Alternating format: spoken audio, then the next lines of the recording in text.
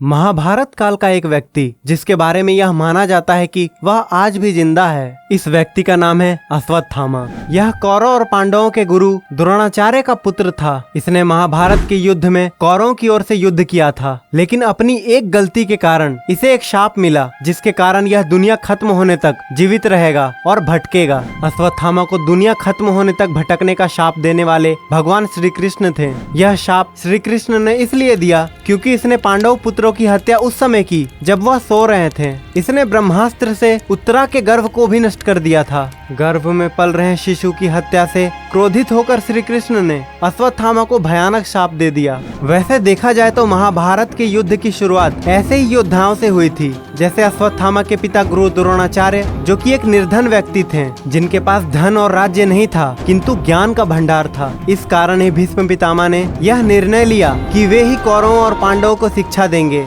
और इसलिए ही गुरु द्रोणाचार्य ने किसी और को शिक्षित नहीं किया, क्योंकि वे बंधन में थे कि उन्हें कौरवों की ज्यादा जरूरत थी, क्योंकि उन्हें राजगुरु की उपाधि मिली हुई थी। और ये उन्होंने बंधन की जिंदगी इसलिए स्वीकार किया क्योंकि उन्हें अपने पुत्र अश्वत्थामा के लिए ऐशो आराम की जिंदगी चाहिए थी। महाभारत के युद्ध में द्रोणाचार्य का वध करने के लिए पांडवों ने झूठी अफवाह फैला दी कि अश्वत्थामा मर चुका है। इससे द्रोणाचार्य शोक में डूब गए और पांडवों ने मौका देखकर द्रोणाचार्य का वध कर दिया। अपने पिता की छल से हुई हत्या का बदला लेने के लिए अश्वत्थामा ने पांडव पुत्रों की हत्या की। पांडवों की हत्या के बाद जब अश्वत्थामा भागा, तब भीम ने उसका पीछा किया और अष्टंभा क्षेत्र, जो वर्तमान में गुजरात और महाराष्ट्र की सीमा के पास स्थित है, यहाँ दोनों के बीच गदा युद्ध हुआ। यहाँ भीम की गदा जमीन से टकराने के कारण एक कुंड बन गया। पास ही में अश्वत्थामा कुंड भी है। यहाँ लोग मानते हैं कि आज भी रात के समय अश्वत्थामा मार्ग से भटके हुए लोगों को रास्ता दिखाता है। द्रोण नगरी में स्थित टपकेश्वर शिवलिंग महर्षि द्रोणाचार्य की सिर्फ तपस्थली मानी जाती है। यही गरीबी के कारण दूध नहीं मिलने पर अश्वत्थामा ने भगवान से दूध प्राप्ति के लिए 6 माह तक कठोर तपस्या की थी।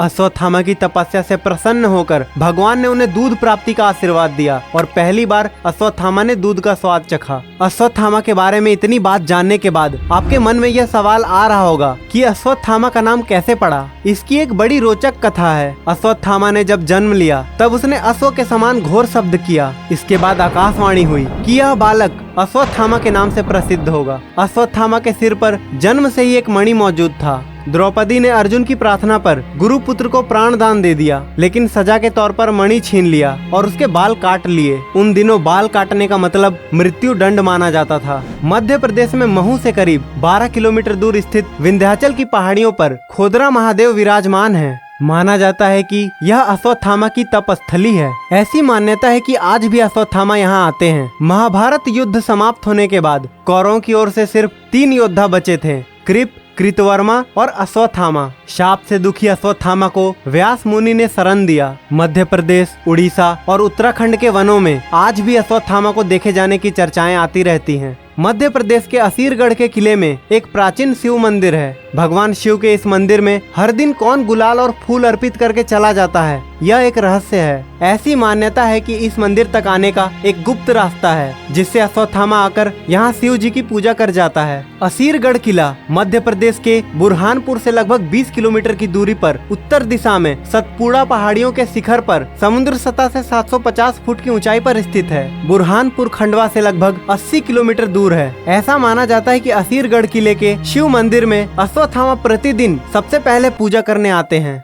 शिवलिंग पर प्रतिदिन सुबह ताजा फूल और गुलाल चढ़ा मिलना अपने आप में एक रहस्य है। कहते हैं कि किले में स्थित तालाब में स्नान करके अश्वत्थामा शिव मंदिर में पूजा अर्चना करने जाते हैं। आश्चर्य की बात यह है कि पहाड़ की चोटी पर बने किले में स्थित यह तालाब बुरहानपुर की तपती गर्मी में भी कभी सूखता नहीं। तालाब के थोड़ा आगे गुप्तेश्वर महादेव का मंदिर है। मंदिर चारों तरफ से खाइयों से घिरा है। कहा जाता है कि मंदिर के चारों तरफ जो खाइयां हैं, उन्हीं में किसी एक में गुप्त रास्ता बना है, जो खांडव वन से होता हुआ सीधे मंदिर में निकलता है, और इसी रास्ते से होते हुए अश्वत्थामा मंदिर के अंदर आते हैं और पूजा करते हैं। तो दोस्तों, अश्वत्थामा के बारे में आपको और क्या पता है, हमें कमेंट में बताएं। उम्मीद है अश्वत्थामा के बारे में ये सारी जानकारियाँ आपको अच्छी लगी होंगी। अगर हाँ, तो इस वीडियो को खुद तक सीमित ना रखें, शेयर करें अपने दोस्तों रिश्तेदारों के साथ जोड़ने के लिए इस रोमांचक सफर पर। जल्द ही मिलेंगे अगली वीडियो में।